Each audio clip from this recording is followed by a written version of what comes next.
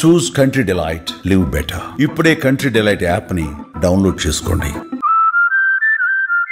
AP మాజీ మంత్రి Ambati రాంబాబుపై సత్తెనపల్లిలో case నమోదైంది. మాజీ సీఎం జగన్ పర్యటన సందర్భంగా కొర్రపాడు వద్ద అంబటి తన సోదరుడు మురళితో కలిసి రోడ్డుపై ఉన్న బ్యారికేడ్స్ తొలగించిన సంగతి తెలిసిందే.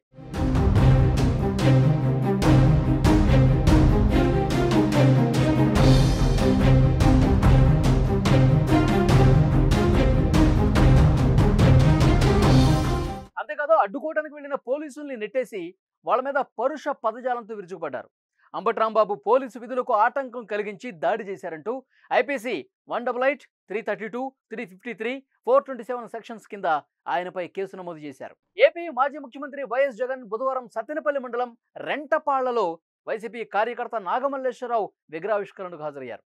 ఈ సందర్భంగా నల్లపాడు, మేడికొండూరు మీదుగా పల్నాడు జిల్లా వరకు భారీ ర్యాలీ తీశారు. ఈ సందర్భంగా రద్దీని కంట్రోల్ చేయడానికి కొర్రపాడు శివారులోని ఒక పెట్రోల్ బంక్ వద్ద పోలీసులు చెక్పోస్ట్ ఏర్పాటు చేశారు.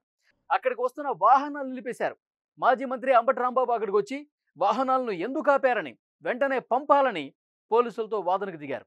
తన తమ్ముడు మురళితో కలిసి బారికేడ్స్ తొలగించి పోలీసులను సైతం పక్కకు నెట్టేశాడు.